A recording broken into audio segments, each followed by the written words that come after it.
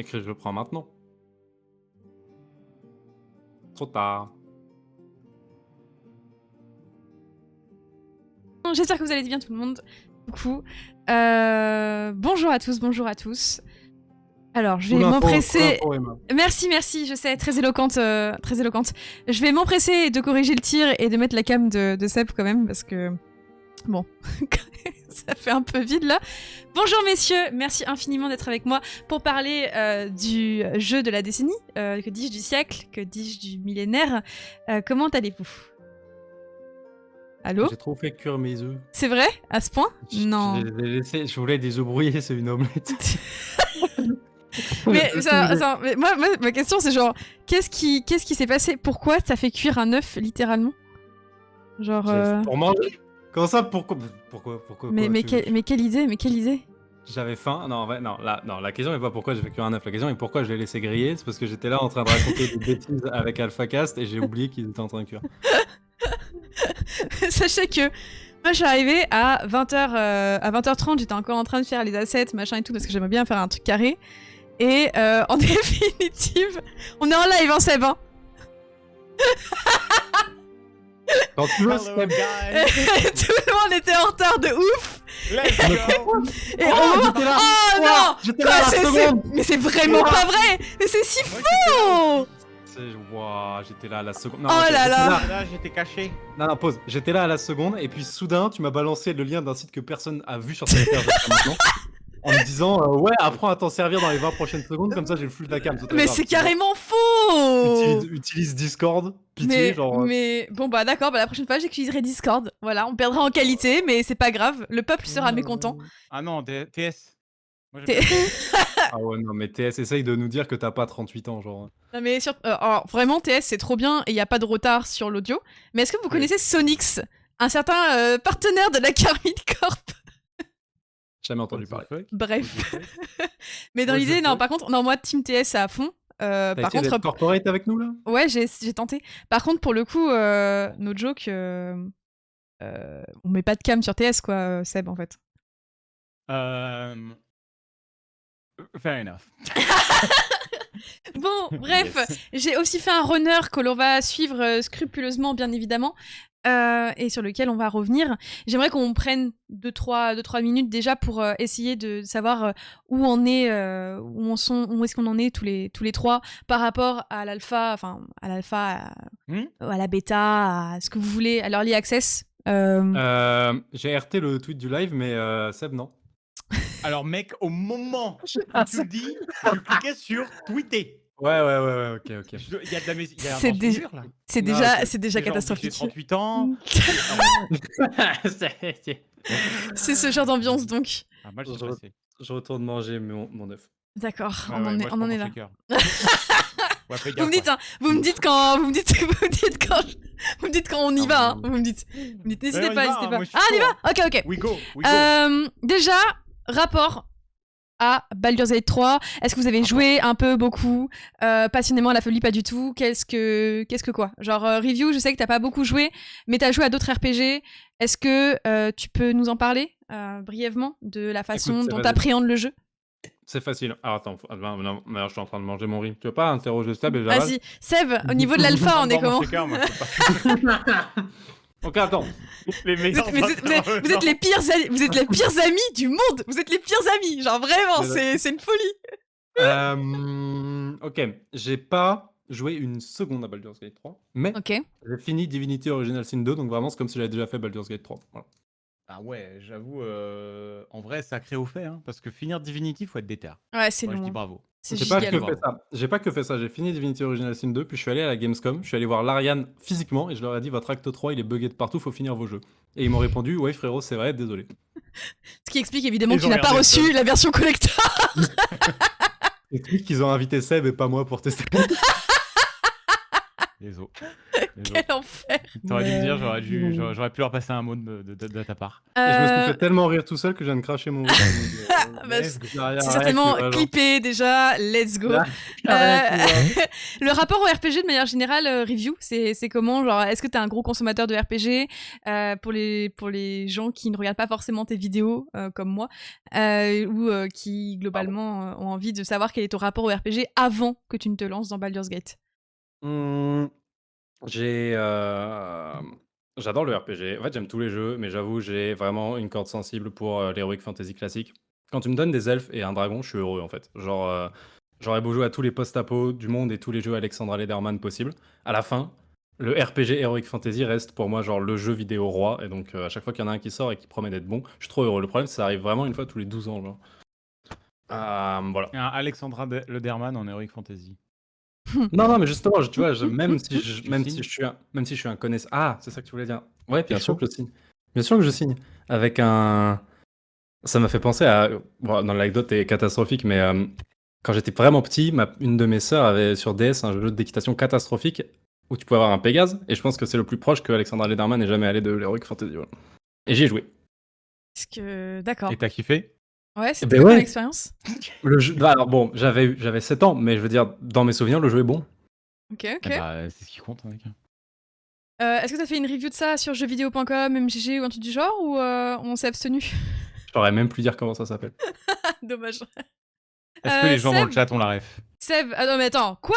Non mais personne n'a cette ref obscure de Alexandra Lederman. Les gens ont passion... toujours la ref. Non. Les gens ont toujours Alexandra Lederman, passion vétérinaire fantastique, je pense pas, tu vois.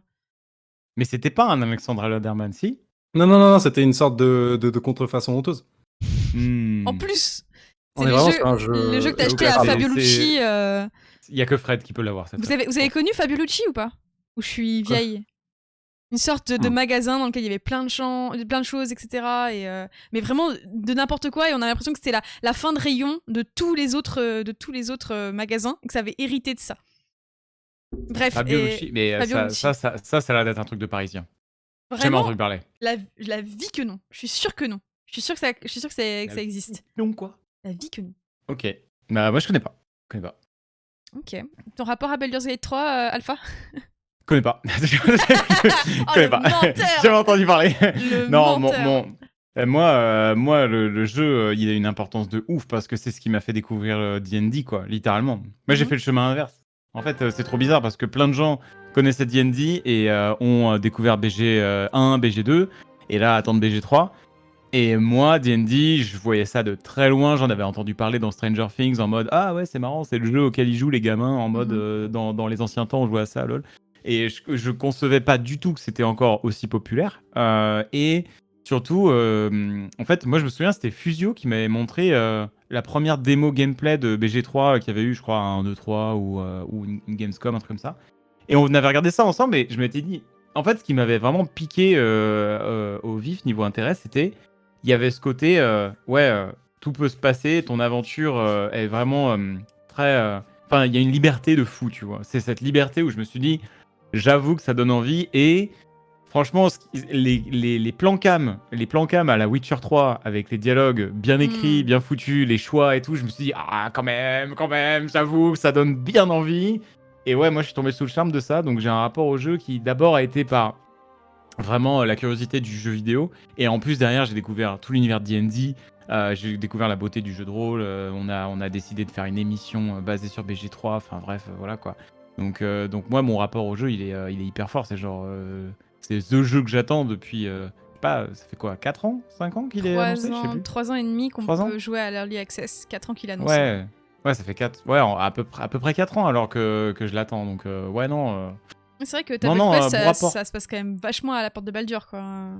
Bah en fait, on joue on joue le préquel de BG3. En fait, la campagne Descente en Averne, qu'on joue, qui est une campagne qui a des soucis et qui est pas la campagne la mieux appréciée des joueurs. Globalement, c'est pas la plus ouf, mais elle a le. Elle est nulle. Elle est nulle. Non, elle est pas nulle. Non, elle est pas nulle. Il connaît pas. Tu dis que t'aimes pas. Elle est pas nulle. Il en a aucune idée. Il rend ouf. Elle est cool, mais en gros, le truc, c'est qu'elle s'appelle Baldur's Gate Descente en Averne. Et en fait, tu passes très peu de temps à Baldur's Gate. Et tu passes beaucoup de temps en enfer. Et faut aimer les enfers. Voilà, c'est un délire. Même si j'adore les Tiflins, bon, là, je te cache pas que j'ai hâte qu'on continue Table Quest ailleurs. Mais voilà, nous, on s'est dit, vas-y, on fait la campagne qui raconte l'histoire d'Elturel, qui est donc la ville qui se fait foutre en enfer avant Baldur's Gate 3, en fait. Et du coup, tout le lore, il y a des grosses connexions. Alors, c'est pas la suite directe en mode, bon, on découvre enfin ce qui se passe après Descent into Avernus, mais c'est connecté. Et du coup, on s'est dit, vas-y, on va faire vraiment la campagne en mode préquel avant de faire le jeu. Et du coup, c'est super parce que, on s'était dit, putain, trop bien, on va faire le dernier épisode de Table Quest juste avant la sortie de BG3. Et l'Ariane Studio, psych, ils ont sorti le jeu un mois avant. Et comme ça, on est niqué, on peut pas faire le dernier épisode de Table Quest avant la sortie de BG3. Du coup, dommage. Un peu deg, mais quand bien même, la connexion est trop cool. Et voilà. Donc, en fait, non, ouais, moi je suis passionné. J'avais pas réalisé ça. Le jeu est une campagne qui existe déjà, genre Baldur's Gate, c'est une histoire déjà écrite le jeu se passe en 1492 et il me semble que la campagne, c'est une dizaine d'années avant, un petit peu, même un peu avant, genre quelque chose genre de l'ordre entre une dizaine et une demi-dizaine d'années avant, il me semble, hein, de mémoire. Donc en vrai, ils se sont passés des choses, mais on me contredira ou non dans le chat. D'ailleurs, on nous dit que c'est Bellasara, le fameux jeu dont on parlait tantôt, review. Alors écoute, j'ai l'équitation et les Pégases. Écoute, j'ai gardé un œil sur le chat, je suis allé checker Bellasara, je crois pas que c'est ça. Ça m'a rien, les images m'ont rien évoqué, genre. Raté. Un menteur dans le chat, bref. Mais non, mais c'était bien tenté, ça ressemblait, genre. Par contre, il y a une super question qui te demande si t'as kiffé ou pas DOS 2, parce que t'en as parlé, tu t'as dit que tu l'avais fini, t'as flex, mais tu nous as pas dit si c'était une bonne expérience pour toi. Il y a des trucs que j'aimais bien.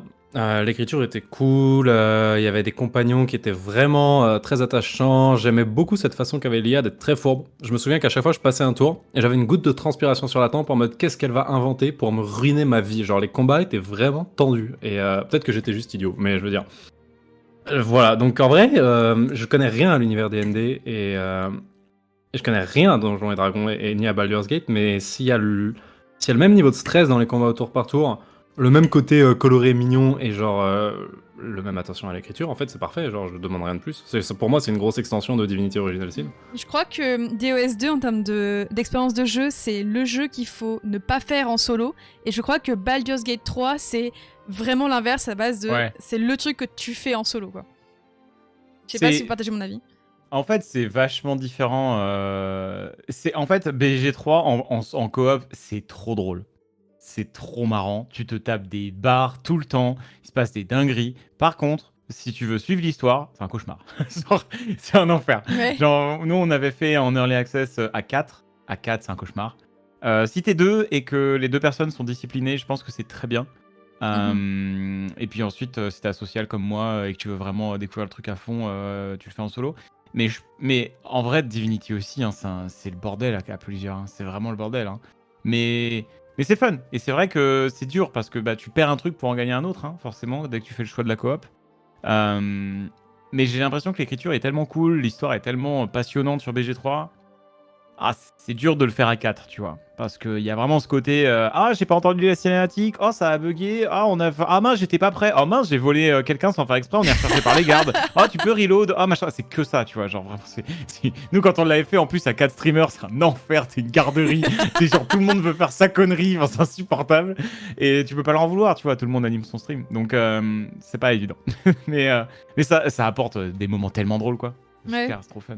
J'avoue que, on a parlé de, moi personnellement, je l'ai pas fait en coop du tout. J'ai poncé le jeu avec à peu près 200 heures et pour le coup aucune coopération. En bon mage noir que je suis. Cependant, j'avoue que le truc, moi je pense que le premier truc qui m'a frappé dans le jeu, c'est que quand tu as connu de près ou de loin, que tu as regardé des let's play narratifs ou tout simplement même des vidéos de Baldur's Gate 1 et de Baldur's Gate 2, t'as l'impression globalement que ça a pas de lien direct avec le 3 quoi.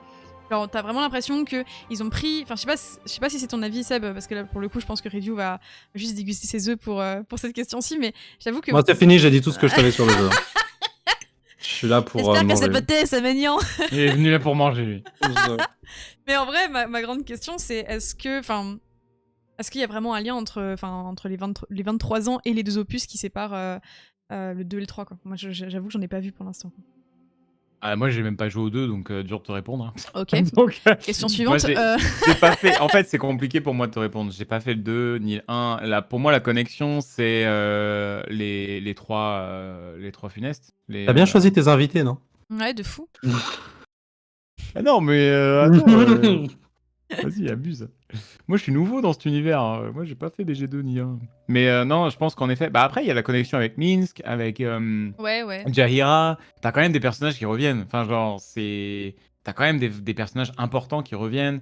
Mais ouais, ouais, les trois funestes vont être importants dans l'histoire. Moi, de ce que j'ai d'ailleurs vu une partie du jeu qui se passe plus loin, qui n'a pas été montrée dans le stream live, et où on voit d'autres implications des trois funestes qui sont au centre de l'intrigue quand même de BG1 et BG2, ou l'un ou l'autre en tout cas, enfin bref, ils sont quand même à la base de ces jeux. Donc ouais, il y aura des connexions. Maintenant, je pense que évidemment, comme la plupart des suites qu'on développe aujourd'hui, elles sont faites pour que les gens les captent sans avoir fait les épisodes d'avant. Ouais, c'est logique.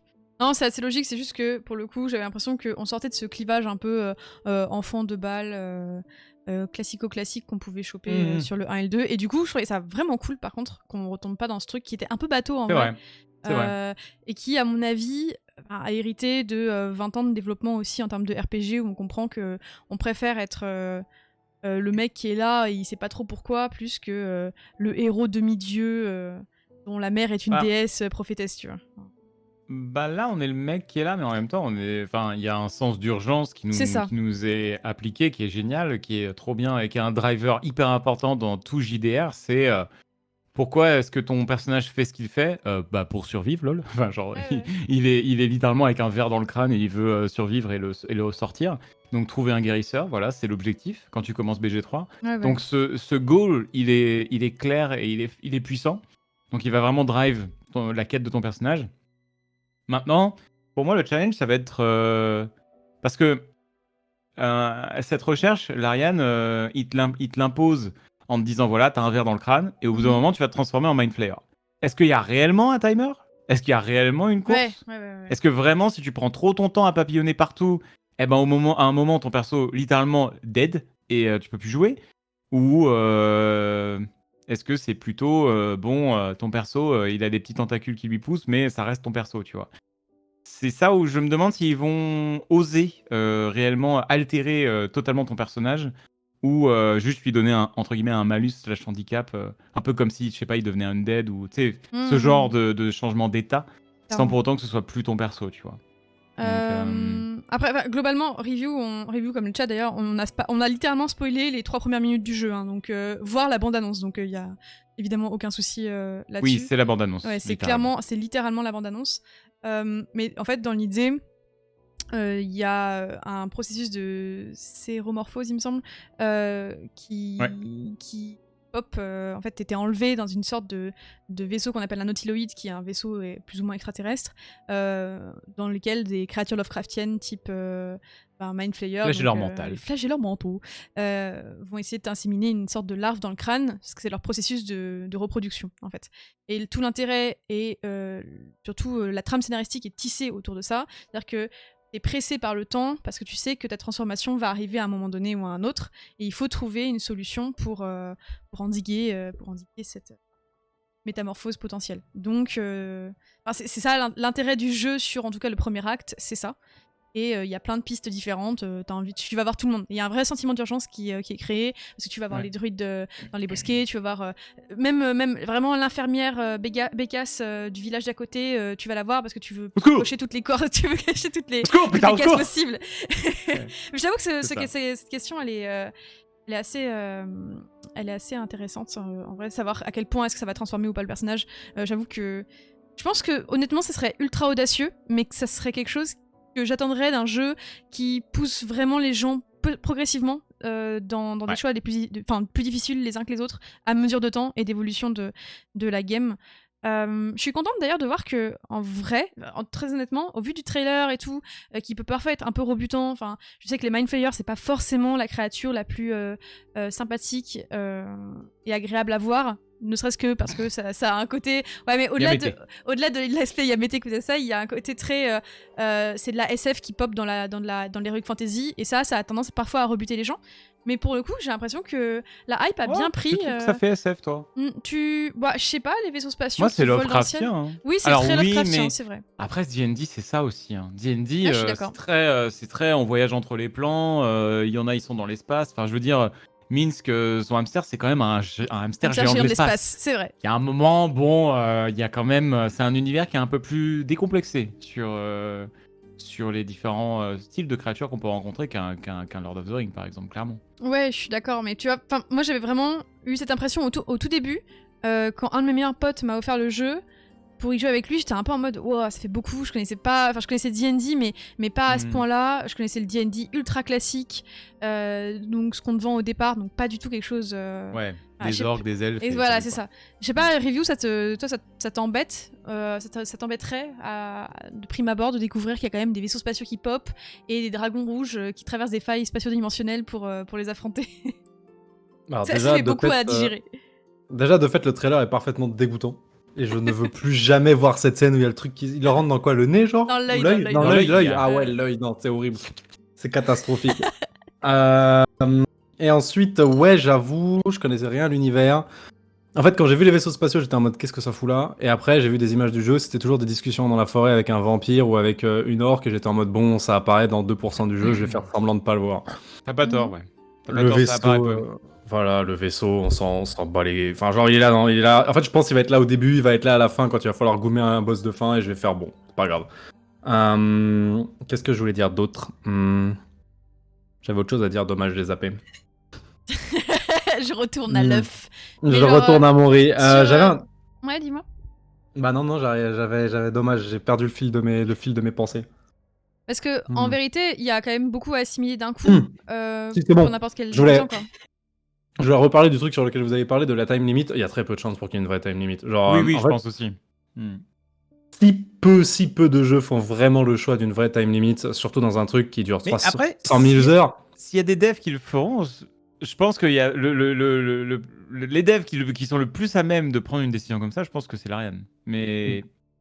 Je sais pas, l'Ariane, c'est le jeu le plus... Il y a peu de chance, mais il y a une chance. Non, parce que c'est le jeu le plus grand public qu'ils ont jamais fait. Ils savent qu'ils vont faire les meilleures ventes de leur vie. Ils ont pas besoin d'avoir un truc qui va dégoûter 50% des gens. Et 50% des gens, ils veulent quoi? Ils veulent lire toutes les quêtes, ils veulent se transformer en vache, et ils veulent vivre leur romance avec le vampire qui a les cheveux blancs. S'il y a le jeu qui est en train de leur dire, frérot, dans 2 minutes, t'es une pieuvre, non, jamais ils feront ça. Mais je pense par contre que ton perso va réellement être altéré. En fait, la mécanique qu'ils ont mis en avant pour le moment, c'est qu'il y a certains choix de dialogue. En fait, tu peux te faciliter la vie en utilisant ton verre mental. Et si tu le fais, ton perso, il bascule de plus en plus. Ouais, voilà. Je pense qu'ils ont représenté ce basculement vers l'état de Mind Flayer avec cette mécanique. Mais du coup, c'est une décision du joueur. C'est pas un timer arbitraire. Ouais, donc bien ça, sûr. c'est malin.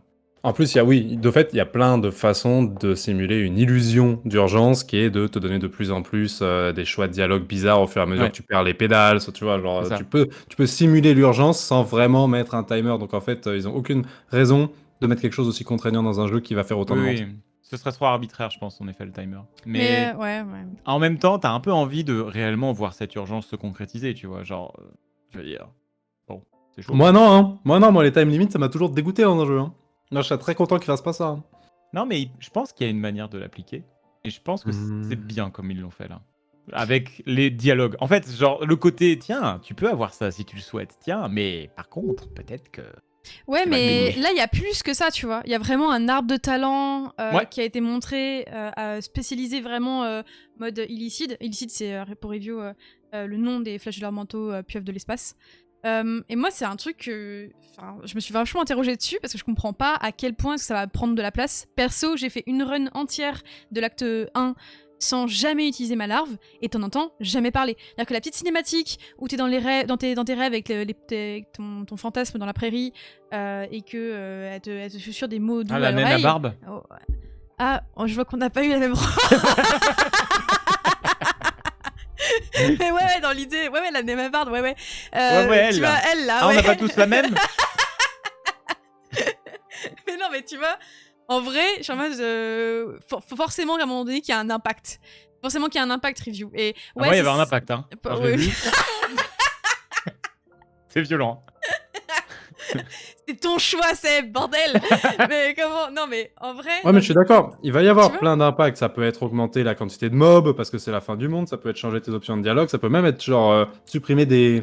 Ils peuvent même, par exemple, si t'attends trop longtemps, genre supprimer des zones. Ah, tu voulais aller dans ce village? Dommage, il a été détruit par les pieuvres. Mais il y aura jamais de vrai timer. Il y aura jamais de game over parce qu'on a passé 50 heures. Oui, non. Il y aura pas de game over. Par contre, à mon avis, tu peux décider de te transformer en full illicite. Ouais, je pense aussi. À un moment donné, je pense qu'il y a un choix de fou. Il y a juste écrit sous le pseudo de Gale sur le screenshot de Emma, partial illicite. Donc en fait, à un moment, t'es full on illicite. Si tu fais les choix de vraiment faire que ton perso devienne un illicite, ce qui est au final une race cachée que tu peux jouer du coup dans le jeu, c'est cool. Ouais, je sais pas. Enfin, moi je me demande à quoi ça ressemble. Bah, moi j'ai la question inverse, c'est à quoi ça ressemble une run où tu l'utilises jamais.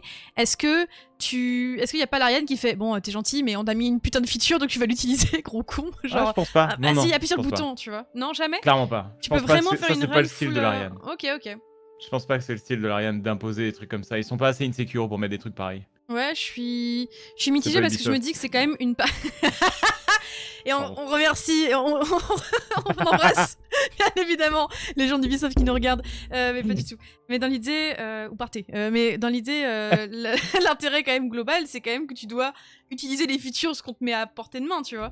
Et s'il y a rien, ouais, je sais pas s'ils ont pas prévu un petit... Dans un jeu où t'as autant de classes, autant de sous-classes, autant de races, et que tu développes autant de contenu et de quêtes et de dialogues que la majorité de tes joueurs vont jamais tester, jamais jouer, t'es complètement ok avec le fait de mettre une feature comme les pouvoirs d'Illithid que les joueurs vont décider de nope, skip. Je suis pur. Oui, c'est vrai. Je refuse. Je pense, vraiment. Enfin, ouais, je pense que... Moi, vraiment, je pense que le moment où c'est le plus utile, c'est... on va parler des romances et des compagnons après, mais vraiment, c'est le moment où Comment ça, c'est utile là? Manipulation mentale. Non, attendez, c'est pas ce que je voulais dire. Non, c'est pas ce que je voulais dire. C'est bizarre. Eva dans la sauce samouraï. Non, mais dans l'idée. Ce que je veux dire, c'est que, imagine, tu dois sauver ton compagnon ou n'importe lequel de tes potes, et ça dépend de si tu acceptes le don de l'illicide en question ou pas, tu vois. Pour moi, c'est le moment vraiment dur où on te met face à un choix compliqué, et je pense que c'est là où t'es obligé de rentrer dans le truc. C'est ça dont je parlais à base de petits raccourcis où on te force un peu la main. T'avais ton pote en train de mourir et qu'on te donnait de la coke, est-ce que tu prends quand même pas la coke? Exactement, c'est littéralement ça. C'est littéralement ça, mais Twitch friendly. Non mais laisse tomber. Ok. Non mais oui, je pense qu'ils vont mettre des choix comme ça, c'est sûr, pour te mettre dans la sauce. Review ils vont te mettre des décisions de merde, hein, c'est sûr. Oh oui, c'est sûr. Un comparatif avec DOS 2, je sais pas s'il y avait des choix un peu comme ça, où éthiquement parlant, tu étais obligé de soit faire une croix sur tes valeurs, soit de sauver quelqu'un, ou ce genre de choses, qui a un dilemme moral super important, qu'il y a par exemple dans Mass Effect ou dans Dragon Age Inquisition, qui sont des très bons jeux auxquels tu n'as pas joué. Je t'envoie des pierres invisibles. J'ai joué à Mass Effect, juste pas le 3. Et j'ai carrément pas joué à Dragon Age Inquisition, parce que qui a le temps, genre ouais. Ouais, de fou, ouais. Ouais, grave, pareil que vous. C'est mort dans... droit à fermer Origins. Dans DOS 2, je me souviens pas d'un choix où c'était... où j'ai risqué de perdre mes compagnons. Je me souviens des quêtes de compagnons, par exemple, je me souviens que le lézard rouge avait un background qui était super intéressant, je me souviens qu'il y avait une meuf qui chantait si tu terminais sa quête, que t'arrivais dans le dernier acte et tu la libérais de son démon, et la chanson était archi stylée. Il y avait vraiment un effort d'écriture de fou, ce qui fait que, étonnamment, je me souviens de plusieurs des compagnons de DOS2, des choix comme ça qui me mettent dans la sauce. Pas tant que ça, non, ils sont vraiment là pour t'accompagner jusqu'au bout. Tu pouvais choisir classiquement avec lequel t'avais plus d'affinité, duquel tu te rapprochais le plus, mais... En perdre? Peut-être que j'ai juste pas assez poncé ça, honnêtement. Je pense que, clairement, ils feront en sorte que tu puisses en perdre. Fais de la merde dans BG3. Clairement. Ouais, c'est rare. Il y en a trop déjà. Non, il y en a vraiment trop. Et vraiment, pour que tu puisses autant les tuer aussi vite. Bon, il y en a trop. De toute façon, on en a marre de ces compagnons là. Non, mais par contre, pour l'idée, tu peux les tuer dès le premier dialogue que t'as. Genre, littéralement. Oui. Donc, je pense qu'à un moment donné, ils ont très peu de valeur d'un point de vue... Alors, scénaristiquement, ils ont énormément de valeur, bien sûr, mais je pense que c'est fait pour qu'il puisse y avoir des dingues qui passent, quand même. Hein. Très honnêtement, je pense. Oui, je suis d'accord. Est-ce qu'on est au niveau de l'incroyable KOTOR, où si tu passes du côté obscur, il y a littéralement tous tes compagnons du côté de la lumière qui te maravent ta mère, genre, et qui essayent de t'assassiner. Oui, complètement. Bah, ça s'est vu, il y a plusieurs cinématiques où justement, tu parlais d'Astarion qui est un vampire, et il y a une Super, sorte le spoil. Waouh. Tu veux dire que le mec avec sa tunique victorienne, ses longues dents et le sang qui dégouline sur son veston, était pas un vampire? Je suis abattu, je savais pas. On sort des préjugés. Arrête la glissade, hein, genre, on en a marre des préjugés. Putain, mais les gens sont pas venus sur ce stream pour se faire spoil, what the fuck? Vous êtes les pires amis. Qu'est-ce que tu vas nous dire ensuite qu'au bout d'un moment dans l'aventure on va à Baldur's Gate, c'est ça? Tu vas nous spoil comme ça? Waouh! Eh ben What super the le fuck? live, super! En tout cas, bonne ambiance. Moi j'ai pas fait après l'acte 1, je sais pas si on va à Baldur's Gate, je sais pas. Ouais, je te le dis, ouais, on va certainement à Baldur's Gate. Putain! Est-ce qu'on entend le bruit de déconnexion de Discord maintenant ou pas? Non. J'aurais kiffé avoir cet asset audio. J'ai eu un DM Twitter d'un viewer aujourd'hui qui m'a spoil gratos Elden Ring, et je pensais que ce serait le pire truc qui m'arriverait aujourd'hui, mais super. Deuxième pire truc. Je sais même plus ce que je disais, vous êtes insupportable. Ouais. Comment on parlait d'Astarion, on parlait de quoi d'autre? Bon, je sais plus. Peu importe en vrai. De perdre des compagnons. Ah, oui, en fait, t'as un climat de paranoïa ambiant à cause de cette affliction qui t'a atteint et qui a atteint globalement la majorité des personnes de ton groupe, que tu découvres au début dans la même situation que toi, en gros. Mais dans l'idée, je pense que ce climat de paranoïa fait qu'il y a un moment donné, il peut y avoir des tensions qui, si t'as pas développé suffisamment ta relation avec quelqu'un, est obligé de passer au fil du rasoir. C'est soit toi, soit lui, et ça, tu le comprends très bien quand tu fais les mauvais choix. Parce que si t'es une pieuvre, t'es méchant forcément. Je peux pas être une pieuvre et genre aimer les fleurs. Vite fait, hein, quand même. Hein. Vite fait. Genre en fait, Ouais. t'es forcément démoniaque si t'es une pieuvre. Non, mais c'est pas ça. C'est qu'en fait, il y a certains persos. Alors, par exemple, l'exemple de l'ASL, c'est une Githyanki. Les Githyanki, leur ennemi juré, c'est les pieuvres. Voilà. Ouais, il y a une dose de racisme. On est sur D&D, c'est normal. C'est normal, Donc, c'est normal. En gros, il y a genre l'ASL, si tu commences à trop à chaque fois prendre les pires décisions, à un moment elle pète un câble et littéralement je crois qu'elle peut buter un mec du camp ou te buter toi. Oui, c'est ça. Donc tes compagnons, ouais, ils vont pas rester avec toi si tu fais de la merde. Clairement. Clairement C'est pas Divinity là-dessus. Hein. Non. Ouais. Non, ils sont pas loyaux à ce... En fait, ils sont pas motivés par autre chose que leur survie. Et si tu es un obstacle à leur survie, ils t'élimineront. Ça semble logique. En parlant ils se cassent, de... ils se font buter par... Des fois, t'as des compagnons qui vont buter d'autres compagnons dans ton camp. Enfin, oui, c'est vraiment, ça. c'est l'enfer. Ouais, et ça, par contre, c'est super réaliste dans le sens où t'as l'impression qu'il y a des tensions entre les personnages. Ouais. Et ça, c'est un truc qu'il n'y a pas y a pas vraiment dans Mass Effect, il n'y a pas vraiment dans tous les gros RPG. Bon, si, quand Triss et Yen dans The Witcher 3, tu vois, mais en vrai, il n'y a pas ce genre de tension d'habitude. J'ai vu ton grand sourire mutin, Review. Hein. Team Triss. Mitigé, Seb? Ah, Team Triss aussi. Hein. Ouais, bah, évidemment. Je comprends. Bah, après, Team Triss que dans le jeu. Ouais, je suis d'accord. Ouais, si. Que dans le jeu. Dans les livres, Team Yen, mais dans le jeu, Team Triss. Dans les livres, Geralt est un connard, donc il va très bien avec Yennefer. C'est ça. Oh, ça va, pas tant que ça. Non, mais dans les livres, bref, peu importe. J'aimerais bien qu'on parle vite fait des races et des classes que vous avez envie de jouer, ce qui est un peu une discussion qui va à tout le monde. On n'est pas obligé de rentrer dans les... Mais c'est vrai, mais c'est vrai, mais tu rigole pas, mais ne rigole pas, c'est vrai ce qu'il fait, c'est vrai ce qu'il dit. Ce n'est pas une blague. Il va jouer un putain de rôdeur humain avec une capuche et avec un air edgy, ça me rend ouf. Et est-ce que tu vas dire, je travaille mieux seul? Oui. Je vais dire, je travaille mieux seul, je vais m'accroupir, tu sais, pour faire genre, il y a du sang sur l'herbe et faire on a 3 jours de retard sur eux. Ça va être phénoménal. Je vais être trop heureux. Envie de crever. Envie de crever aussi. Envie de me jeter dans la montagne du destin. Non, c'est... On va arriver dans une auberge, tu vas demander des informations. Quoi. Non, mais c'est fou. C'est fou. On va arriver en ville, tu vas demander des informations aux gens et je vais juste, tu sais, je vais croiser les bras et me mettre au fond de la salle et regarder les gens. Avec sa pipe. Ça va être dingue. Il va prendre un luth, il va jouer mal parce qu'il est pas barde. C'est parfait. Ah bordel, mais c'est ça le problème, c'est ça le souci. Mais attends, mais ok, parce que tu sais que alors, moi je suis un peu renseigné, j'ai regardé des vidéos quand j'ai commencé le JDR, quand je devais faire mon perso Table Quest. J'ai regardé des vidéos un peu de guides de genre les trappes, tu sais les personnages trappes. Le personnage trap, c'est Aragorn. Genre, le personnage chiant comme la pluie, qui crée zéro interaction, qui casse les couilles à tout le monde, qui est genre pas fun, c'est Aragorn. Mais histoire que moi aussi je puisse tailler. Donnez vos persos rêves. Non, mais attends, je termine là-dessus. En vrai, no joke, dans tout JDR papier, si t'as envie de faire un mec classe qui parle pas beaucoup, tu vas vite te retrouver genre prisonnier de ton archétype et tu te fais trop chier. Bref, moi j'ai 2 archétypes que j'ai envie de jouer. Je sais pas lequel je jouerai en premier ou avec toi ou quoi, review. Mais en gros, je pense... avec moi? On est censé jouer ensemble? Je sais pas. Je sais pas, vu que manifestement tu pars, tu pars dans les îles Canaries pendant 4 jours et qu'on est obligé de jouer que ce week-end. Pardon, un peu de passif-agressif, enfin un peu d'agressif-agressif, autant pour moi. Non mais en vrai, druide, demi-orc ou elfe ensorceleur, je trouve ça assez cool. Genre, c'est des combos que j'aime bien, qui matchent bien avec des trucs que j'ai envie de jouer. Donc voilà. Vraiment une réponse de geek. Quoi? Pas du tout. Ok. Tu es sur une émission pour parler de BG3 avant la sortie de BG3. Tu n'es pas qualifié pour dire ce qui est geek ou pas. C'est grave ça. Est-ce que tu vas jouer un tank pour que je puisse genre voler des trucs? Oui, c'est l'idée. Je me suis dit au moins je vais tanker pour le groupe parce que je sais qu'il le fera jamais, cet énorme rôdeur. Parfait. Ah, tu vas jouer rôdeur par rogue?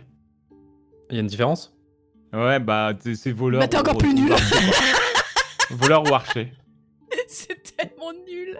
Lequel est le plus haut sur l'échelle d'Aragorn? Rôdeur, c'est l'ennui le plus total. Non, mais Aragorn, c'est rôdeur. Vas-y, joue rôdeur. Oh putain, toi tu veux vraiment... Tu torpilles ma game comme ça, c'est fou. Il va multiplier classe instant. Il va être en mode non, mais... Alors, les mages, lilalou. À toi de jouer, review. Qu'est-ce que tu fais? Je tire une flèche. Prends mon tour.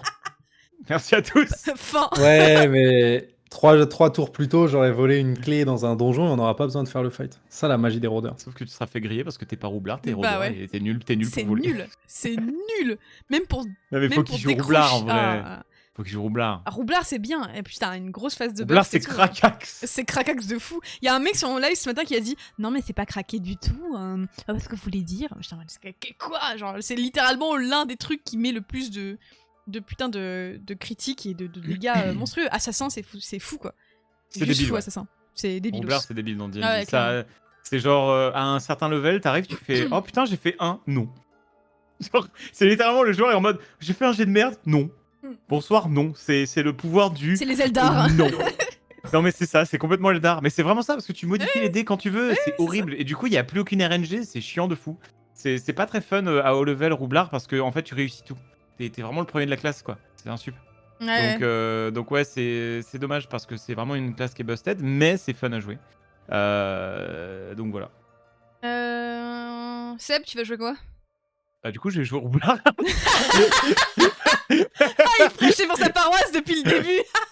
Bah moi du coup, je joue Roublard. Bah non, mais en fait, moi je vais jouer mon personnage de Table Quest. Parce que, en fait, quand on va terminer Table Quest, on va finir sur la cinématique du Nautiloid qui nous capture à la porte de Baldur, en fait. Oh, trop stylé. Donc, c'est stylé. On va connecter l'aventure Table Quest à l'aventure BG3. Alors, le truc qui serait cocasse, c'est que mon personnage meurt lors du dernier épisode de Table Quest. Et du coup, ma run BG3 sera nulle et non avenue. Parce que j'aurais commencé avant, du coup, je sais à moi. Mais en gros, on va. Mais spoil, mais vous vous foutez de moi. Évidemment qu'on va connecter avec BG3 à la fin de Table Quest MDR. Mais en gros, mais j'en avais déjà parlé en plus. Je vous avais dit que ça allait connecter. Donc on finira l'émission sur cette cinématique. Donc en fait, moi j'ai envie de rejouer mon personnage de Table Quest. Donc ça va être un roublard escroc arcanique. Donc roublard qui fait de la magie. Et voilà. Donc ce sera un tieflin. Donc je crois pas qu'il y a la sous-classe enfin la sous-race tieflin sauvage qui est la spé que je joue sur Table Quest, mais je vais la refaire dans l'outil de création de perso puisque on peut attribuer les bonus de compétences, enfin d'attributs comme on le souhaite. C'est juste plus 2 plus 1, donc je vais juste faire plus 2 dex et plus 1 intelligence. Et du coup, je vais jouer exactement ça. Donc, tieflin, peau un peu gris, bleu anthracite, cheveux blancs et plutôt un peu couard, un petit peu couard malgré après l'expérience Table Quest, il a un petit peu step up en termes de courage, mais il a l'agoraphobie. Donc en fait, il est à la base, il a un background d'artiste. Donc en fait, il était dans différentes troupes et tout. Sauf que le problème, c'est que dès qu'il il fait une représentation en public, il est agoraphobe. Donc en fait, il a un problème quand il y a trop de monde autour. Du coup, il est très nul. Et il était souvent amené à piquer la caisse. Et du coup, ça lui a amené d'avoir des dettes assez vénères, notamment auprès des Zentarim, qui sont un peu la mafia ultra vénère de l'univers de Baldur's Gate. Et du coup, voilà la situation de Hal. Un peu ce côté, bon, il est charmeur, mais il est un peu nul aussi. Et voilà. Un artiste agoraphobe, il aurait dû être streamer. Exact, exact. Il y a un peu beaucoup de moi. Un peu beaucoup de moi dans le perso. Pas mal. Mais voilà. Et il a des sabots. Ah, c'est vrai qu'il a des sabots. Il a des sabots, des cornes et une queue. C'est possible dans BG3 ou pas de mettre les sabots? Non, je crois pas. Non, t'as pas des sabots. Pas la mais vu que c'est un tieflin sauvage, je lui ai mis plus de features un petit peu démoniaques. Ok, d'accord. Voilà. Tu reviens pas sur ton choix, Augustin? Moi, mon personnage, il sera brun, avec les cheveux mi-longs, et un peu bouclé. Le PNJ défaut. J'en peux plus. Le défaut PNJ 1. Un petit peu bouclé, il aura probablement une copine elfe. Puis voilà. Et une épée reforgée, probablement aussi par un elfe. Et à un moment, je deviendrai roi. Ça va être bien. Et il a genre quel âge? 80 par là? Ouais, mais il les fait pas. Ah ouais. J'en peux plus. Franchement, j'ai jamais vu ce. Non, c'est vrai, un personnage c'est c'est un personnage auquel je viens de penser et il a un petit potentiel. Il est un peu poète aussi, non? Il s'appelle Gornara, genre. Gornara. Toujours Mais de plus. ouf, tu devrais l'appeler comme ça. Il y a un mec dans le chat qui a dit Araflop, j'aime trop. Araflop. Araflop, c'est incroyable. Le Araflop 10 sur est 10. magnifique. Araflop, c'est incroyable, c'est officiellement mon nom. Araflop. Dès qu'il va faire des 1. Non, mais en fait, ce qui est en train de. Ce qui est en train de vraiment me mettre vraiment mal, c'est qu'après on a une campagne de D&D à faire. Et je me dis que la run de BG3 peut vraiment découler sur quelque chose d'encore pire, manifestement, ou alors de similaire, ce qui revient quand même. Je vais faire exactement l'inverse du move d'Alpha. Oh, quel enfer. Ça va être fou. Ah ouais. Bon, je suis contente, on a réussi à parler des points classe et race en faisant une petite synthèse quand même globalement de ce qu'on aimait et tout. Est-ce que vous avez 3 classes ou 3 races, enfin 3 trucs que vous trouvez cool qu'ils aient ajouté, ou même de manière générale que vous trouvez sympa dans les RPG de C'est manière bien qu'ils aient mis Roder. Ouais, bon, d'accord. Alpha, pour commencer peut-être. Donc tu veux mon top 3 des classes que je trouvais cool? Ouais. Quand j'ai commencé Roublard, je trouvais ça fun parce que c'est sneaky et tout. En fait, faut savoir, j'ai pas mal shift moi dans mes habitudes de classe dans les MMO, les RPG de manière générale. Avant, je jouais beaucoup tout ce qui était un peu lâche, un peu genre à distance, caché, tout ça. Et aujourd'hui, j'aime bien les trucs un peu plus tanky au cac, mais qui te permettent quand même de la créativité de gameplay, ou alors des trucs de magie, genre vraiment mais magie pure, où là tu peux vraiment créer, résoudre des situations de manière originale. Donc en fait, moi j'aime, dans le cadre d'un JDR, j'aime bien un guerrier ou tu sais une bonne patte, tu sais un grog façon Vox Machina. Ouais, J'aime bien les bonnes pattes comme ça, je trouve que c'est des liants trop importants, parce que si t'as que des edgelords qui s'envoient des fions tout le temps, en fait t'as pas de sentiment de cohésion de l'équipe. Mec, pas du tout, je parlais pas du tout de toi. J'ai eu le regard de review en mode, comment ça y a un problème avec les edgelords? On se sentit attaqué, je sais pas pourquoi. Non mais genre quand t'as que des gens qui sont un peu en mode je suis cynique. Genre si tout le groupe est comme ça, c'est clair. au bout d'un moment t'es en mode mais pourquoi ces gens sont ensemble? Pourquoi est-ce que ce groupe de mecs qui se connaissent à peine sont ensemble, ils s'envoient des fions tout le temps? Donc j'aime bien les bonnes pattes comme ça. Mais en termes de... J'ai un poulpe dans le crâne, évidemment que je suis cynique. C'est vrai. C'est vrai, c'est important. Je pense que en vrai magicien j'aime bien. Parce que c'est vachement... Ça récompense beaucoup la créativité. T'as des spells de fou, tu peux résoudre des situations de manière très originale et je sais pas, j'aime bien le fait d'avoir fait un peu une réponse à tout, mais une réponse qui peut être super originale dans plein de situations. C'est vraiment... C'est assez stimulant comme classe, je trouve. J'aime beaucoup ça. L'occultiste... non, ça c'est le warlock. L'ensorceleur... L'ensorceleur magie sauvage, c'est drôle. C'est trop bien. C'est trop bien. C'est drôle. C'est un Trop, coach trop bien. quand c'est ton pote qui joue ça parce que t'es en mode au secours. Ouais, Dès c'est qu'il clair. envoie un sort, tu fais qu'est-ce qui va se passer? Une bombe nucléaire ou il va se transformer en plante verte? Je ne Ça sais trop pas. bien. Mais c'est trop drôle. J'avoue que l'ensorceleur magie sauvage, le côté Mm. roulette russe, c'est vraiment fun. Et ensuite, ben, je pense Moine. Moine, c'est probablement une classe vers laquelle je m'orienterais. Et il y a des chances que je multiclasse Moine avec mon personnage dans BG3. Que je parte Shadow Monk ou un truc de ninja qui coule, là. Ou alors le Moine plus avec pouvoir... Enfin, pouvoir magique. L'avatar Maître des quatre Ouais. éléments. Ouais, maître des 4 éléments. Donc ouais, moine, je trouve ça stylé parce qu'en plus, pareil, c'est très visuel quand t'es en combat. Il y a des moves très stylés. Ouais, c'est les 3 classes, moi, qui m'attirent bien Ok. là actuellement. Donc quand même pas mal de classes CAC un peu orientées agilité, etc. T'as parlé Et un magicien. peu de... Et magicien, c'est vrai. En fait, non, principalement. enfin, en vrai, non. En Là, vrai- j'ai dit magicien, ensorceleur et moine, donc c'est plus magique. Bon, oui, non, oui, mais c'est juste que c'est vrai que comme tu joues roublard, mais c'est vrai que je te rejoins de fou sur le magicien. Et puis surtout le fait qu'on puisse jouer nécromant, enfin qu'on puisse vraiment Ouais, quasiment tout ouais. jouer, ça va rajouter énormément de choses.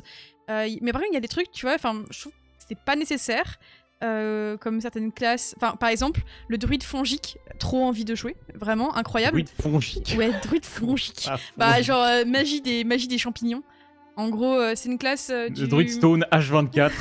Mais c'est Pas possible d'avoir une discussion c'est avec vraiment lui. ça, c'est vraiment ça par contre. Mais dans l'idée, je crois que c'est un ajout, je sais plus si c'est Tasha ou Xanatar, mais Je sais pas pourquoi, c'est une pour moi, sous-classe comme le druide fongique, il parle comme étoile. Ok, let's go. Et genre, tout le temps, étoile Shine fatiguée, bright c'est like le a druide diamond. fongique. Mais c'est lui. Non, quel enfer. Mais non, non, ouais, je vois un peu ça comme ça aussi. Enfin, je vois que c'est un mélange entre étoile et Radagast. Vous moquez pas d'étoile, il est fatigué, il mine des cailloux. Il est tout le temps fatigué. Oh, bébou. Il C'est pour ça que mine, le druide cailloux. fongique, c'est bien. Mais il mine des ressources. non, mais c'est vraiment stylé. Et si, enfin, je sais pas si vous avez joué à WoW, Pas de mais rebonnerie. c'est Allez, c'est la pire imitation. Dès qu'il fait un 1, j'ai pas le droit au bonheur en fait. Genre voilà. C'est juste Rayou. De toute façon, la vie n'est qu'une chimère. Voilà. Le druide, Je vois- le druide on a fongique. tous quelqu'un de notre entourage là maintenant dans la tête potentiellement. Mais dans l'idée, par contre, j'ai l'impression que ce genre de feature est cool, mais que à côté de ça, on peut pas jouer les Azimars, on peut pas jouer les Tieflings sauvages. Il y a... J'avoue, les tu Azimars, vois, c'est le feu quand même. Hein. Pourquoi Genre, moi, c'est ma grande. Pour review, c'est plus rare, quand même. c'est les anges. Oui, c'est clair. Après, j'avais lu un article qui disait que. Enfin, bah, c'est un article D&D.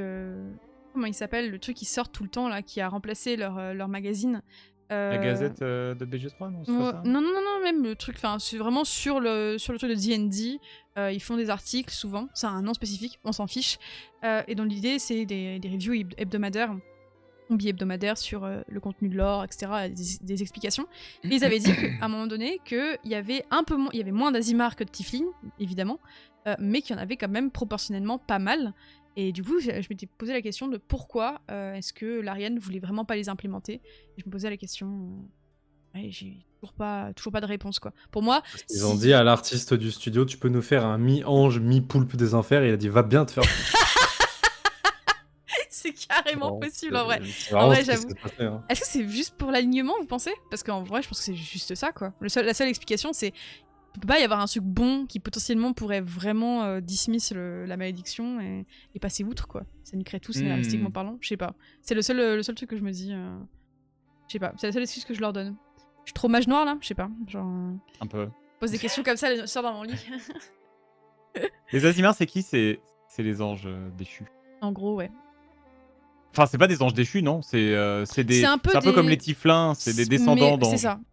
C'est des anges. C'est de la même façon que les Tieflins, c'est-à-dire qu'il y a eu une sorte de parrainage où, en tout cas, héréditairement, ils ont hérité de trucs divins, en gros. Ce qui est assez cool. On va pas se mentir.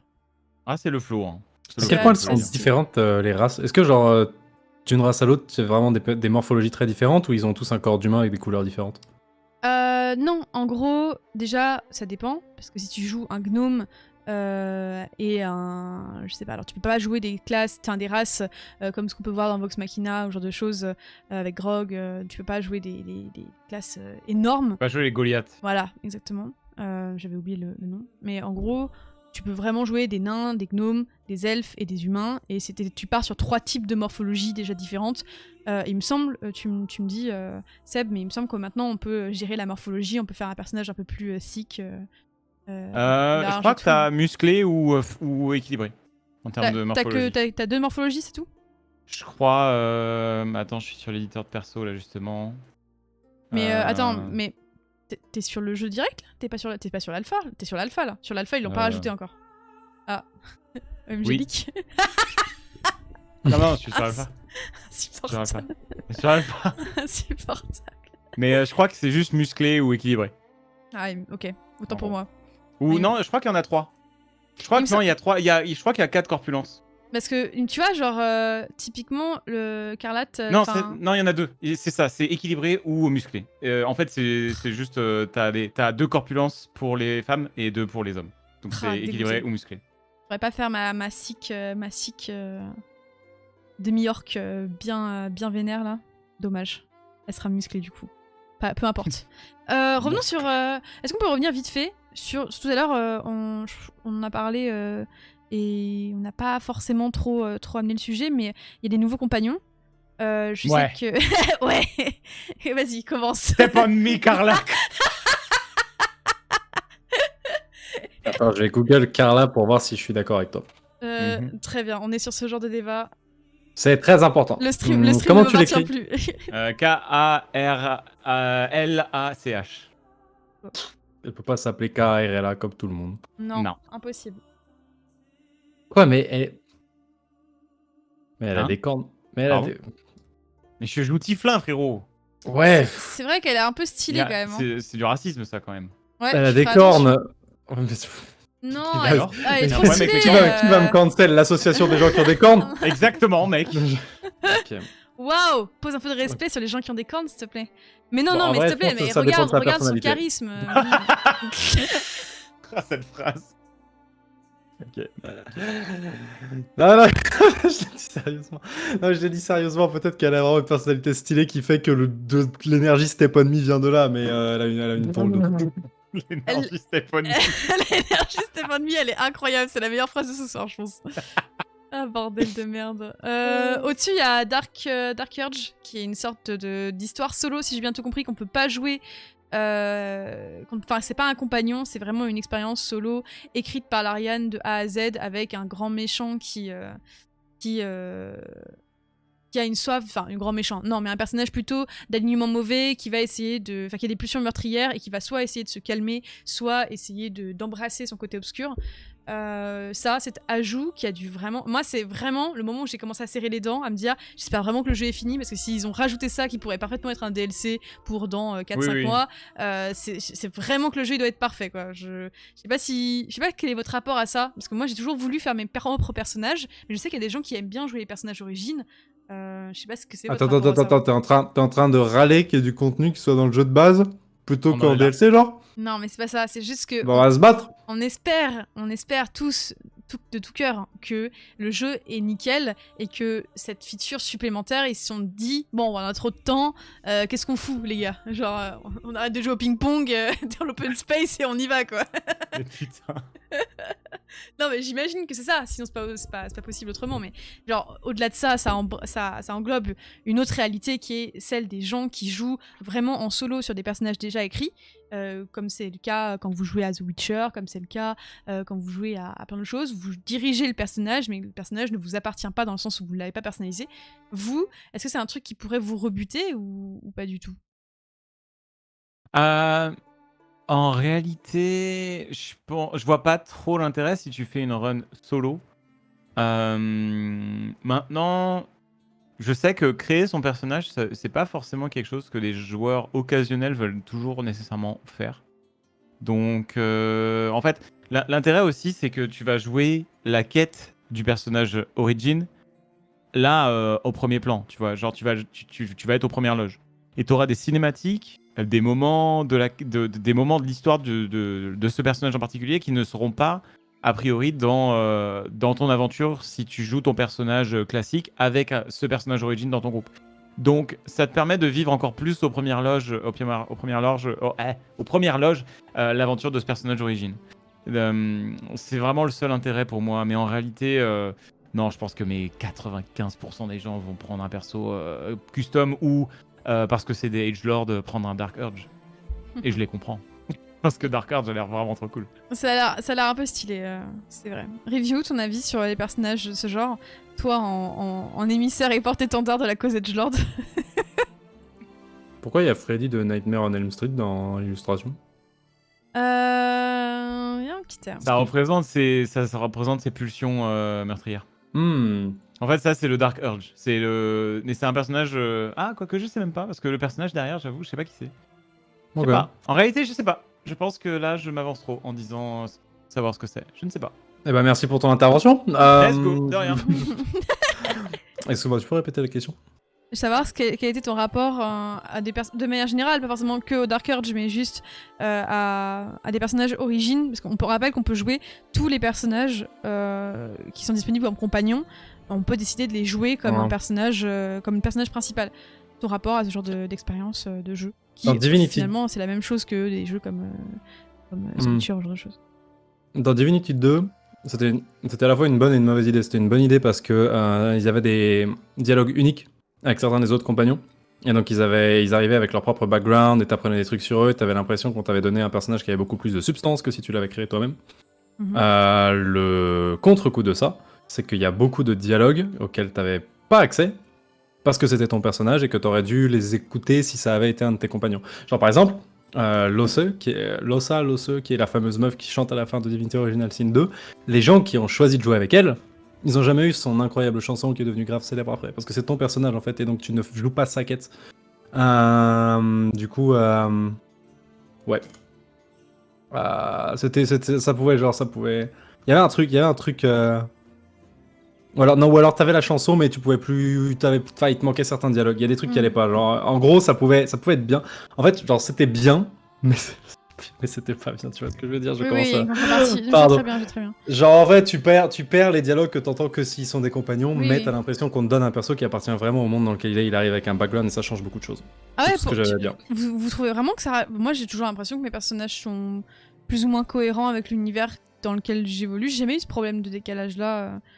Ouais, mais là, c'est vraiment un niveau de luxe supplémentaire. Ouais, c'est vraiment, tu sais... d'accord. Bah, genre, en fait, dans... D'écriture et tout, de personnalisation, c'est passé plus loin, quoi. Peut-être que ton perso, il est il entre bien dans l'univers et il est cohérent et tout ce que tu veux, mais là, il s'agit d'arriver dans une ville et il y a des PNJ qui te connaissent déjà, tu vois. Ouais. C'est vraiment pas le même truc, genre, c'est pas le même niveau d'immersion. Il y a un truc, qu'on touche du bout des doigts en parlant de ça, c'est quand même la rejouabilité du jeu, quoi. Genre, je trouve que c'est le boss final des jeux auxquels tu peux jouer à l'infini. Enfin, c'est fou, quoi. C'est vraiment fou en termes de RPG.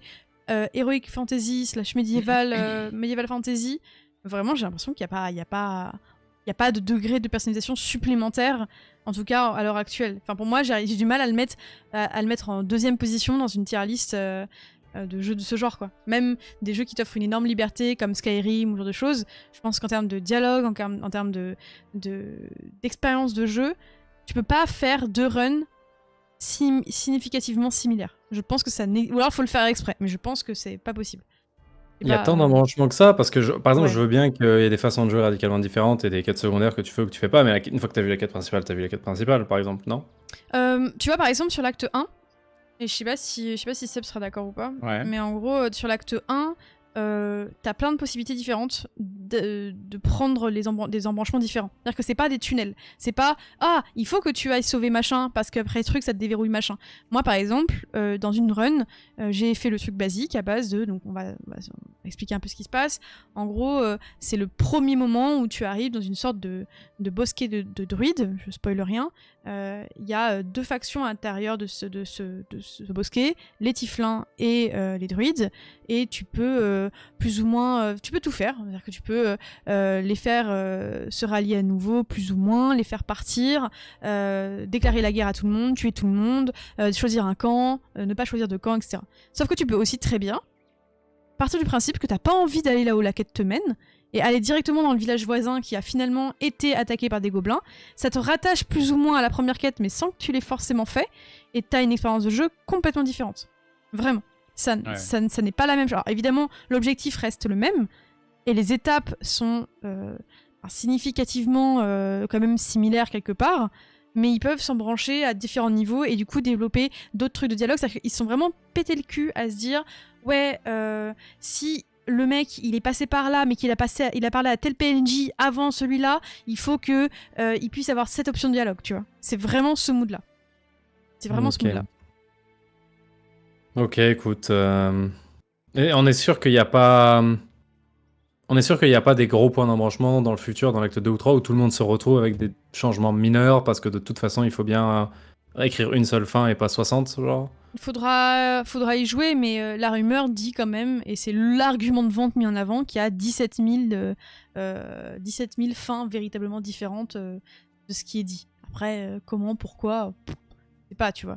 Mais j'imagine que si la fin c'est un truc comme The Witcher à base de on te refait la rétrospective de tes aventures sur un vélin animé avec l'illustration de tes différents choix, ce que Dragon Age Inquisition fait aussi par exemple, et ce que Mass Effect fait aussi, bah finalement j'imagine que si c'est ça les fins, c'est logique qu'il y en ait potentiellement 17 000 différentes.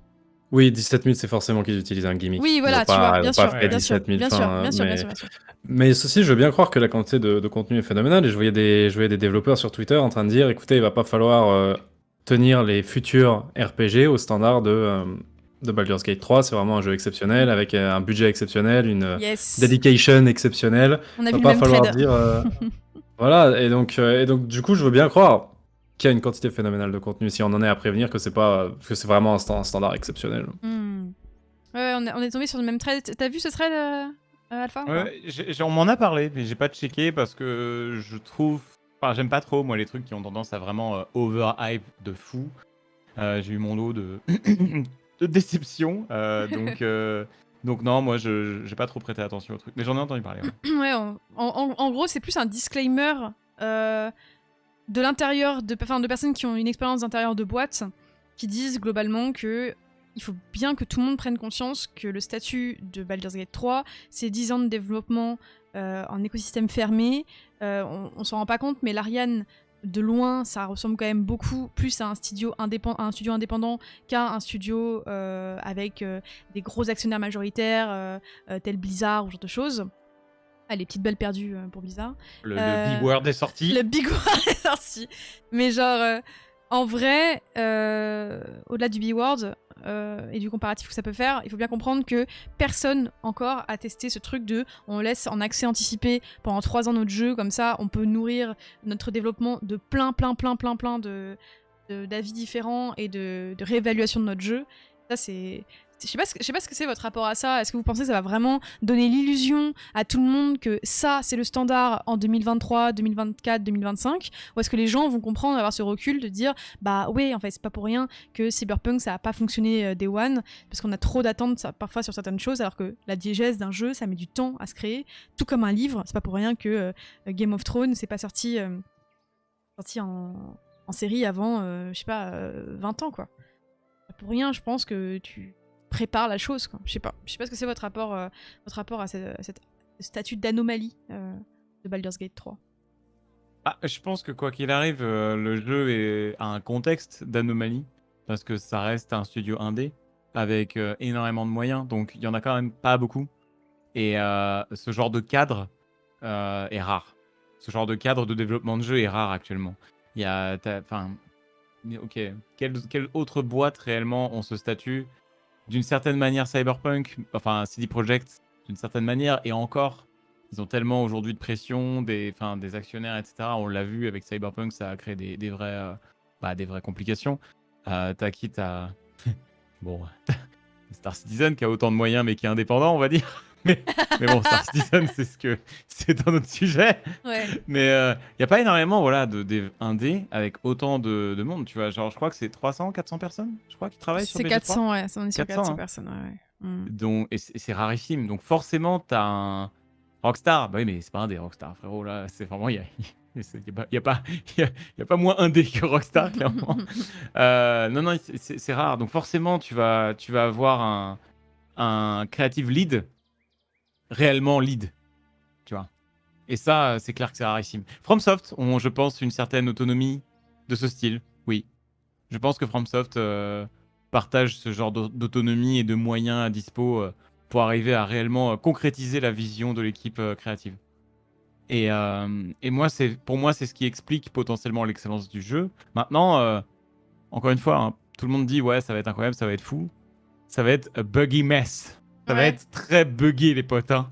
Pour avoir joué à la version, je pense qu'il sera la version un peu gold du jeu à l'événement à Gand, là, on est nombreux à avoir eu pas mal de petits bugs. Hein. Alors, c'est pas des trucs de fou.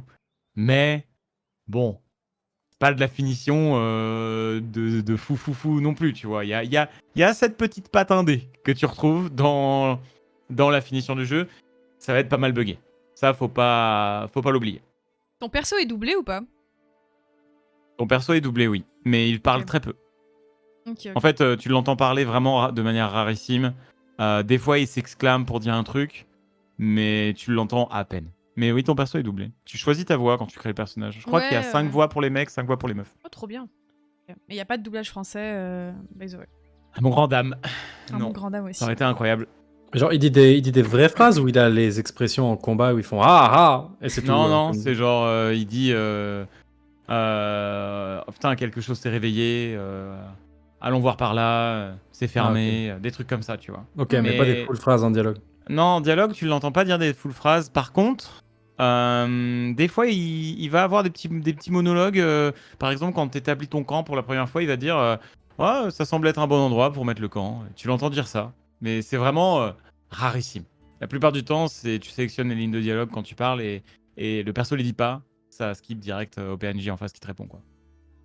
En termes d'alignement, je me suis posé la question tout à l'heure, rien à voir, mais genre, on a parlé des personnages, on a parlé des classes et tout. On a parlé des plus ou moins des sous-races et des sous-classes. Ça, on l'a évoqué. Mais globalement, alors l'alignement que vous préféreriez faire, c'est quoi? L'alignement que on préférerait faire. Ça dépend du scénar, ça dépend du contexte, en fait. Je veux dire, je sais pas à quoi du tout à quoi ressemble le scénario, mais je sais que si tout le monde dans la ville est un connard avec moi, je vais tendre plus vers méchant, en fait. Je vais m'adapter, en fait. Après, je sais pas, tu vois, la run où t'es vraiment un gros bâtard, vraiment, t'as juste envie d'avoir le pouvoir ultime, t'embrasses complètement toutes les causes négatives et tu tues tout le monde et t'es un maître du chaos, ça a l'air un peu stylé aussi quand même. Je le ferai pas parce que j'arriverai jamais à m'y faire, mais en vrai c'est stylé quoi. Je sais pas. Ouais, mais tu dis ça parce que t'es une meuf qui irait chez Serpentard, mais genre nous on est des gentils. Je suis Gryffondor moi. Waouh. Nous on est gentils. Pardon. Non, je sais pas. Les runs méchants, en fait, ça marche que quand c'est vraiment bien écrit, les runs méchants, sinon c'est vite cliché. Donc en fait, ouais, ça dépendra ça dépendra beaucoup du. C'est quand même Araflop qui nous dit ça, donc il y a un semblant. J'avoue que là, quand même, mec. C'est vrai, là, tu sais que c'est vrai, ça. Le fait que je sois un Araflop change rien à ça. Les runs méchants, faut que ce soit vraiment bien écrit, sinon c'est full cringe. Donc, en fait, faut être méchant avec une raison. Genre, haha, la ville elle crame, c'est pas. Oui, je suis d'accord. Ça te donne pas envie de continuer, genre. Je suis d'accord avec toi. Ok. Ok. Niveau max, 12. Ouais. C'est pas tant que ça finalement, j'ai envie de dire. Il reste quand même 8 niveaux énormes qui te séparent de l'impression de pouvoir que t'as quand t'es un personnage de très haut niveau, quoi.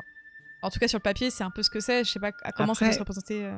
Moi, je suis plutôt OK avec ça, dans le sens où les hauts levels sur D&D, c'est bon, c'est le sbeul, quoi. Les personnages, c'est des dieux. Ouais, c'est vrai que c'est littéralement, ils sont complètement cheatés. Et moi, j'aime bien le fait que ça reste un peu terre à terre et que ça parte pas trop en power fantasy. C'est quelque chose qui, moi, m'avait un peu gêné sur Divinity. J'aimais pas trop le côté trop tout le monde est un dieu, and you are God, and you are God, and you are God.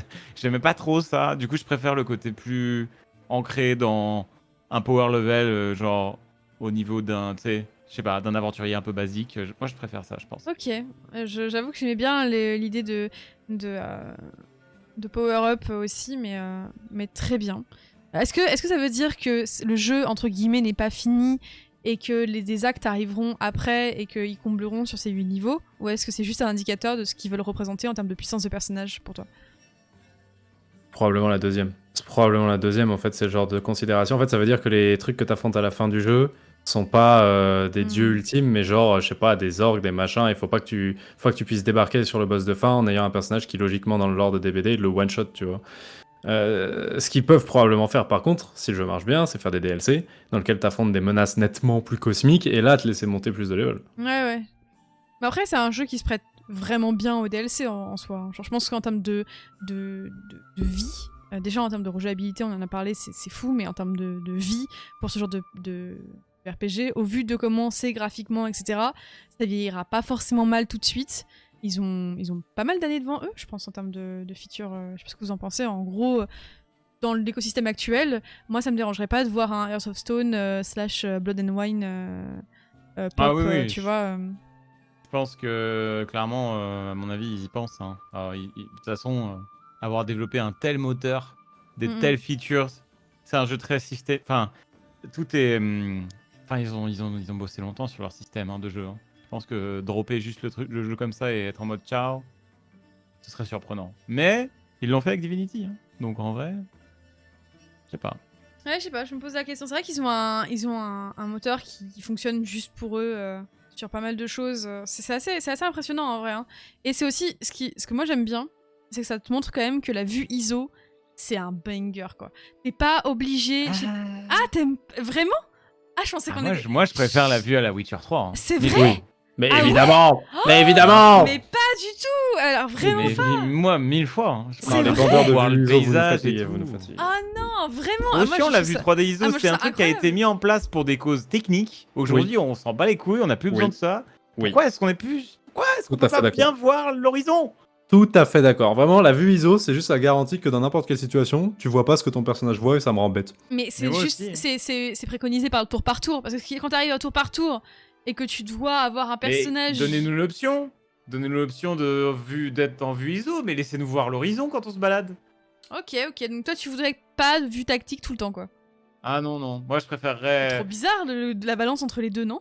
Bah non, pourquoi? Pourquoi est-ce que ce serait un problème? Et en plus, quand tu te balades, tu peux zoomer pour... truc dans le chat, non. Qui joue à Dragon Age en vision tactique, réellement? Non, mais au secours. Bon, c'est vrai qu'un peu quand même, mais... Quand même. Ah, c'est vrai qu'il y a un truc d'arrêt dans le temps et tout, mais c'est pas aussi... c'est pas du tour par tour, Dragon Age. Bref, excuse-moi, je t'ai coupé. Ah, je sais pas, j'aime pas, moi. Je viens de cramer que t'as mis la catégorie du chat, la catégorie du stream en Baldur's Gate 3 au lieu de discussion, c'est vrai que t'es en train de bait 100% des gens qui pensent que le jeu est déjà disponible en fait. Ah, pas du tout, c'est juste qu'on était tout à l'heure sur, on parle sur de BG3. Hein. On était sur BG3 ce matin. C'est faire, c'est complètement faire, hein. Ah ouais. On parle de BG3. Hein. Moi je pense qu'on est dans la stratégie du c'est à la limite du faire. Hein. Je pense qu'on est vraiment sur aucune stratégie. You sweet summer child. C'est loin d'être le pire truc qu'on peut faire, je trouve quand même. Hein.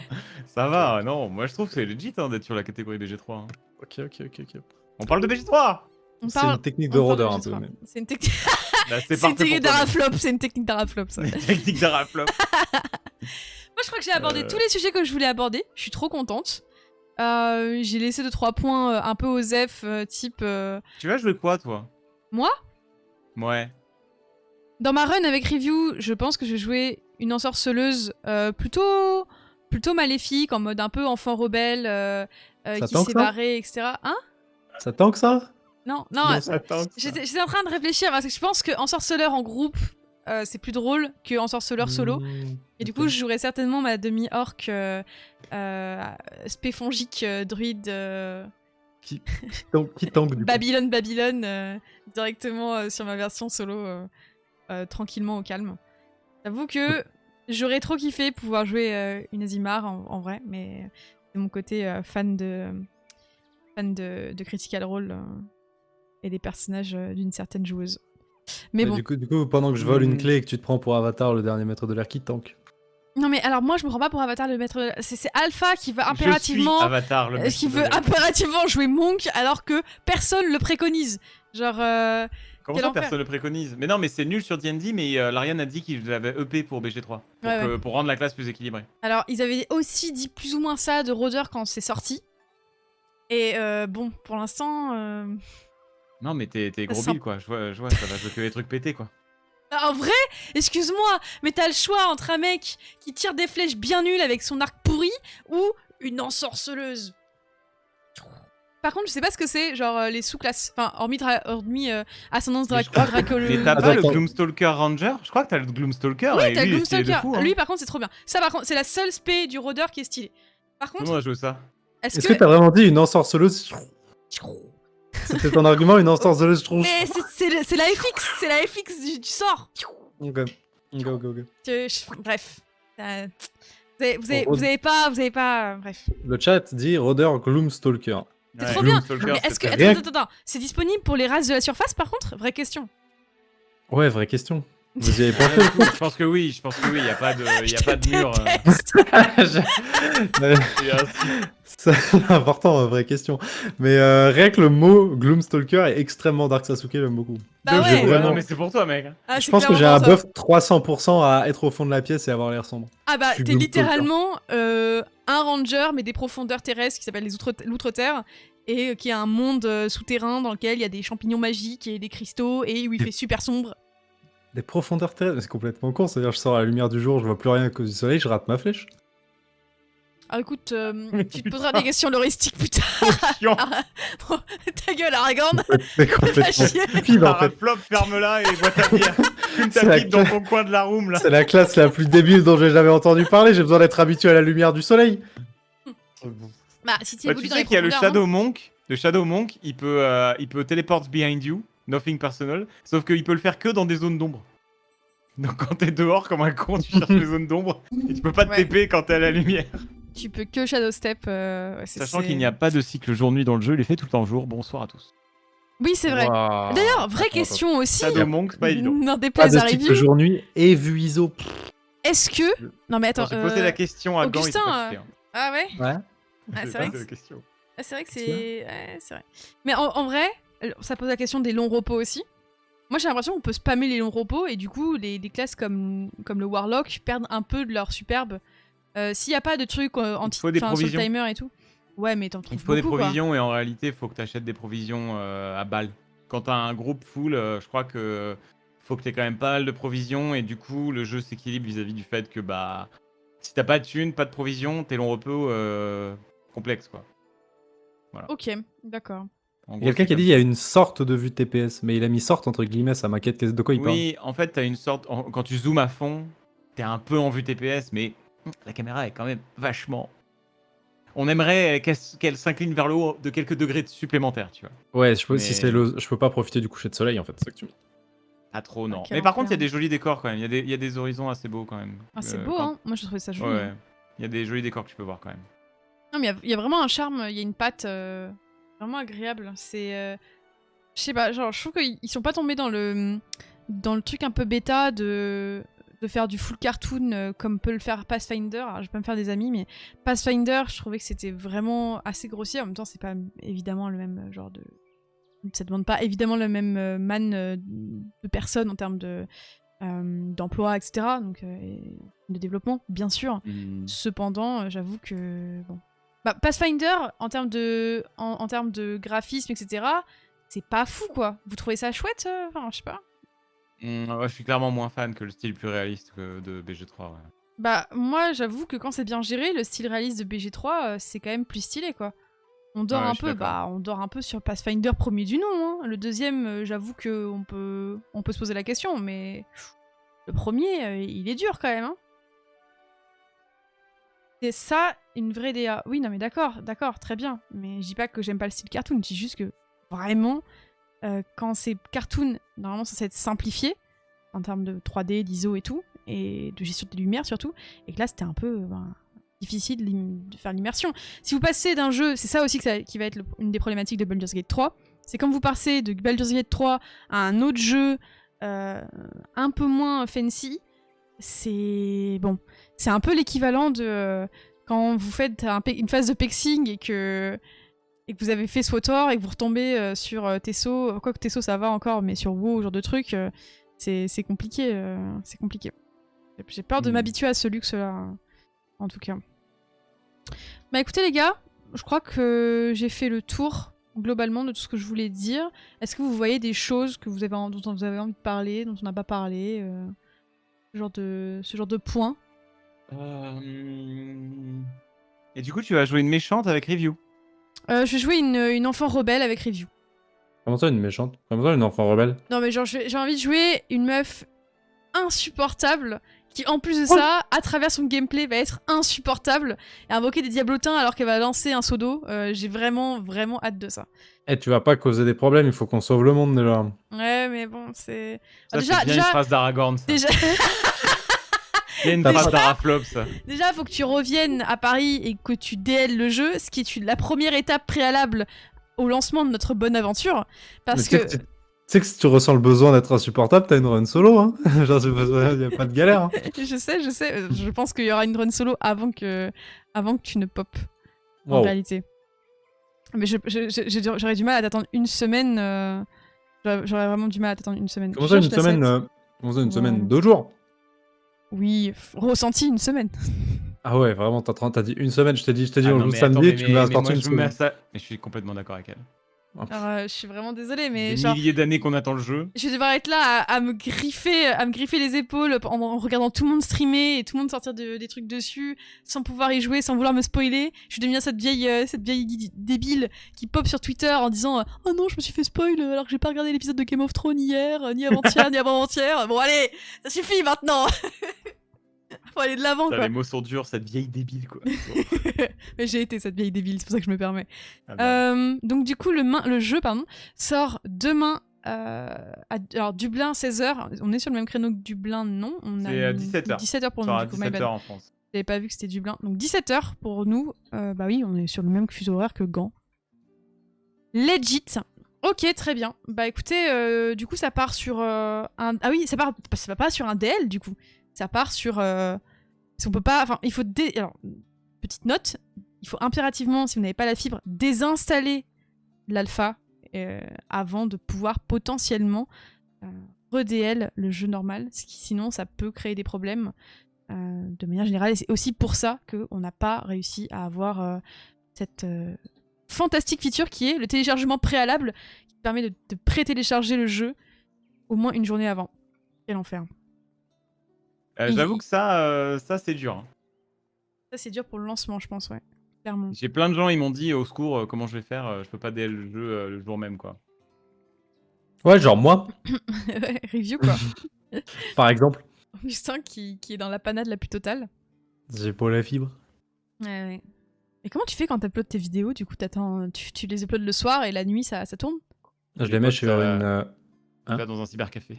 Je les mets sur une clé USB, je vais les uploader chez un pote.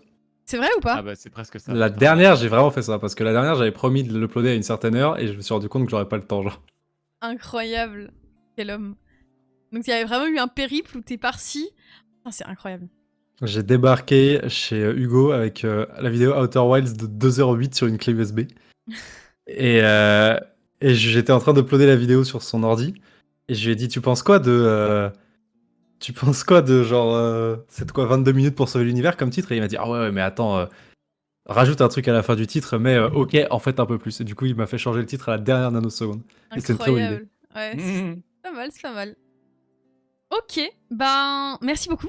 Merci Seb, merci Augustin d'être venu parler un peu de ce jeu avec les... Enfin, je vous rabâche les oreilles avec ça depuis 6 mois, je pense, quand on a testé la V10. J'avais un calendrier avec le nombre de jours le nombre de jours avant d'attendre. Je regardais Seb, je disais plus que 35 jours, ça va.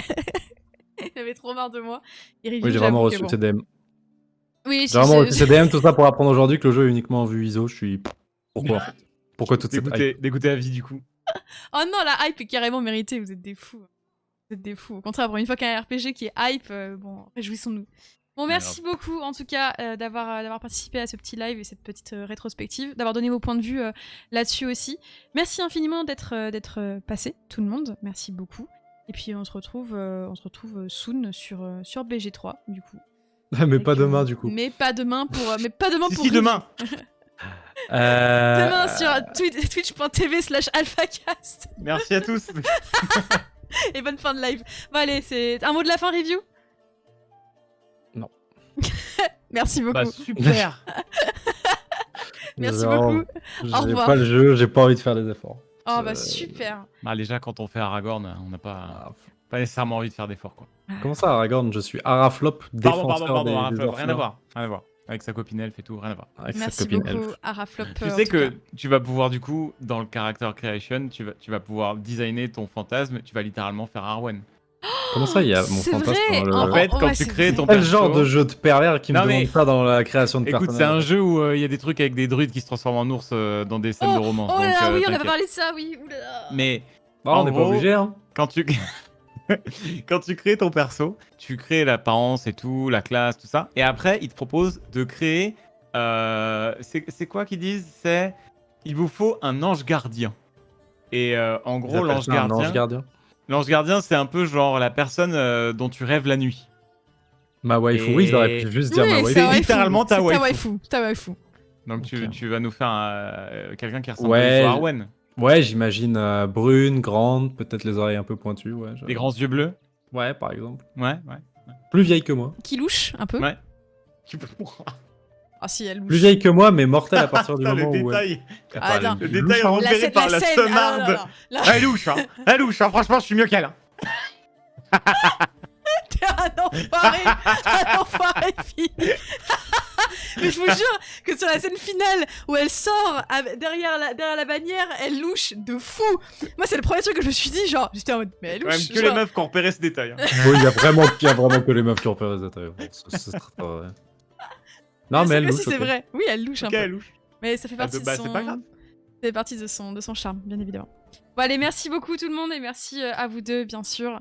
On se retrouve bientôt, du coup, sur nos lives et nos chaînes respectives pour pouvoir tout simplement jouer à Baldur's Gate 3. Merci beaucoup. À plus tout le monde. T'es en train de dire que je vais rêver d'Arwen la nuit, je vais me réveiller, il va y avoir une ensorceleuse qui va foutre le sbeul partout. C'est ça que je vais avoir à la place.